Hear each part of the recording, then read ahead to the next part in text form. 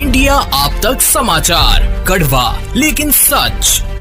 Bhangale gold Jalgaon, सोनं खरेदीसाठी विश्वासाचं एकमेव नाव भंगाळे गोल्ड। नमस्कार, मैं आनंद शर्मा। आप देख रहे हैं इंडिया अब तक न्यूज, कड़वा लेकिन सच। जलगांव जिले के 40 गांव तहसील की पातोंडा ग्राम पंचायत इन दिनों गंभीर विवादों के केंद्र में है। विकास के नाम पर भ्रष्टाचार के आरोप लग रहे हैं और ग्रामस्थों का कहना है कि गांव की मूलभूत सुविधाएं पूरी तरह ठप हो चुकी हैं। सवाल ये है कि क्या विकास सिर्फ कागजों तक सीमित रह गया है? ग्रामस्थों के अनुसार लोक नियुक्त सरपंच और प्रशासन के मनमाने कामकाज की वजह से गांव में कई विकास कार्य अधूरे पड़े हैं। अलग अलग खरीद प्रक्रियाओं में गड़बड़ी होने के आरोप सामने आए हैं, जिससे गांव में असंतोष का माहौल है। सबसे बड़ा विवाद आईएसओ प्रमाणन को लेकर सामने आया है। आरोप है कि ग्राम पंचायत को किसी भी प्रकार का आईएसओ नामांकन नहीं मिला, फिर भी ग्राम पंचायत के फलक पर आईएसओ प्रमाणित लिखकर लोगों को गुमराह किया गया। ग्रामस्थों का कहना है कि ये सिर्फ प्रचार पाने की कोशिश है। अब बात खरीद फरोख्त की।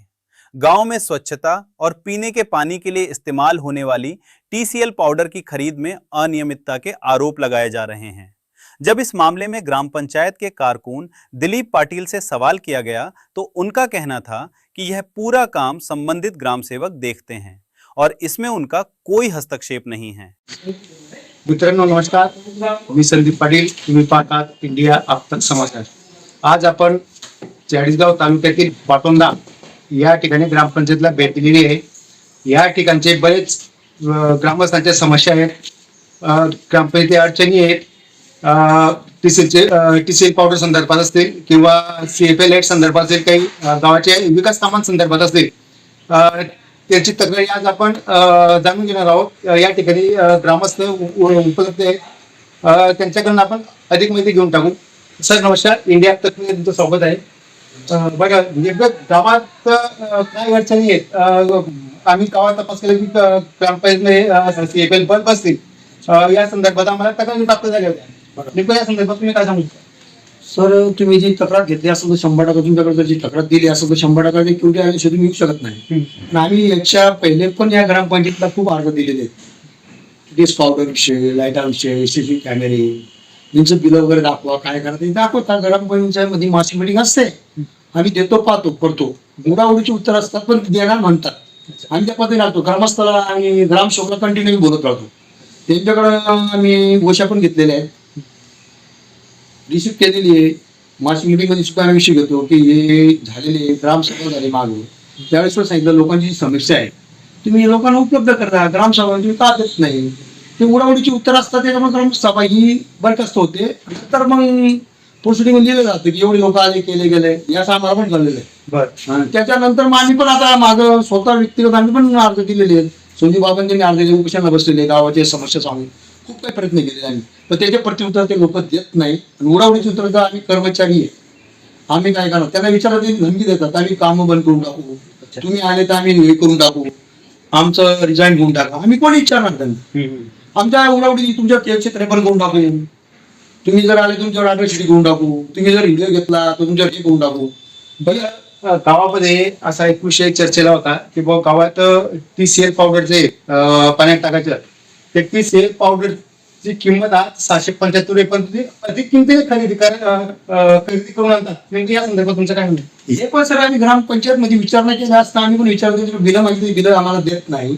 तिथेच पावडरचे गेले आम्ही अर्ज स्वतःला व्यक्तिगत दिलेले आहे, त्यामध्ये मासिक मीटिंग मध्ये आम्ही देऊ तुम्हाला। त्यांनी आवडली चेक काढलेले, बिलं काढलेले, ग्रामसेवकाला विचारले, तोंडी बोललेलं आहे, लेखीमध्ये देत नाही। त्यामुळे ग्रामसेवकांनी देऊ की टीशर्ट पावडरची किंमत किती आहे, किती आणली, केव्हा टाकली, केव्हा केली, बडी विशेष पावडर कोण घ्यायला जाते? ते तर ग्रामपंचायतीच असते ना, कर्मचारी असतील, सरपंच, डेप्युटी वगैरे कोणते कर्मचारी, ग्रामसेवक कोणते असतीलच ना, त्यांच्या थ्रू ते आणतात।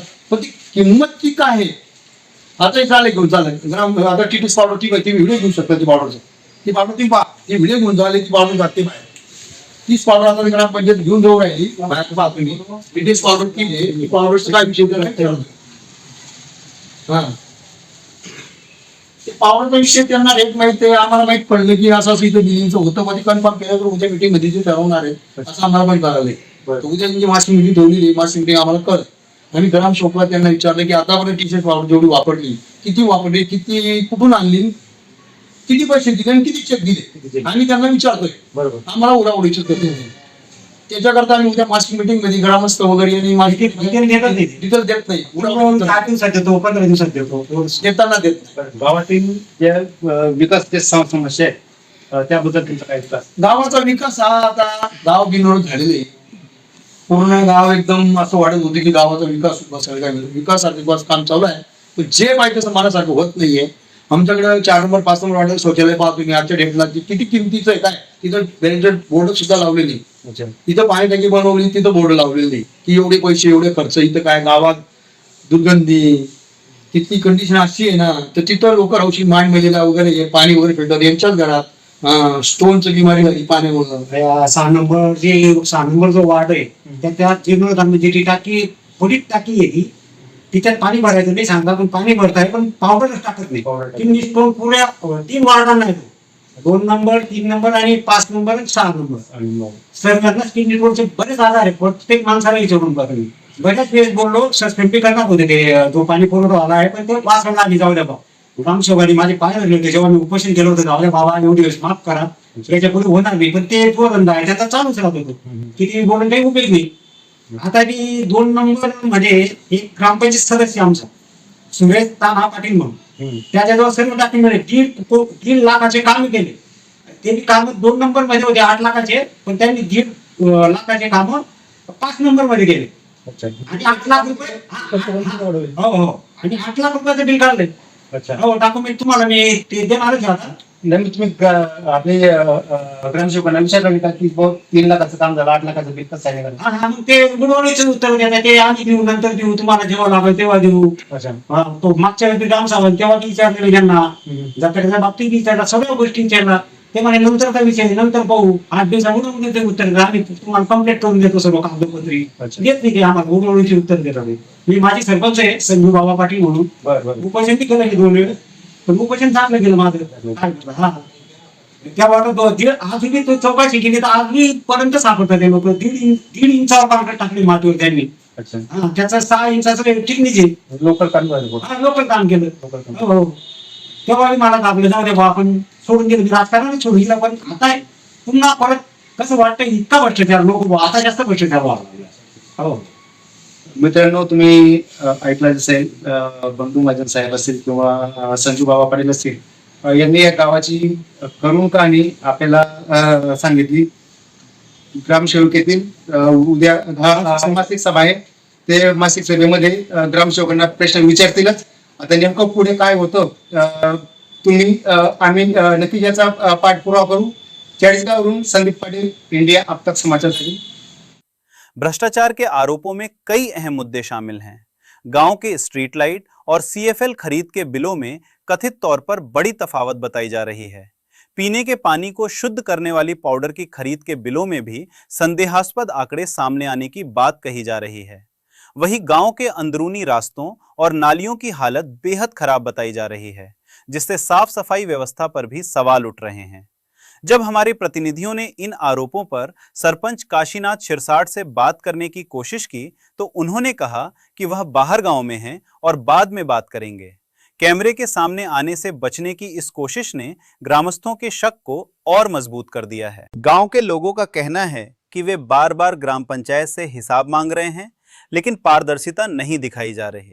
उनका आरोप है कि विकास सिर्फ कागजों में दिखाया जा रहा है, जबकि जमीन पर हालात कुछ और ही हैं। अब बड़ा सवाल यही है, क्या इस पूरे मामले की उच्च स्तर पर जांच होगी, क्या दोषियों पर कार्रवाई होगी और क्या पतौंडा के ग्रामस्थों को इंसाफ मिल पाएगा? फिलहाल पूरे इलाके की नजर इस मामले पर टिकी हुई है।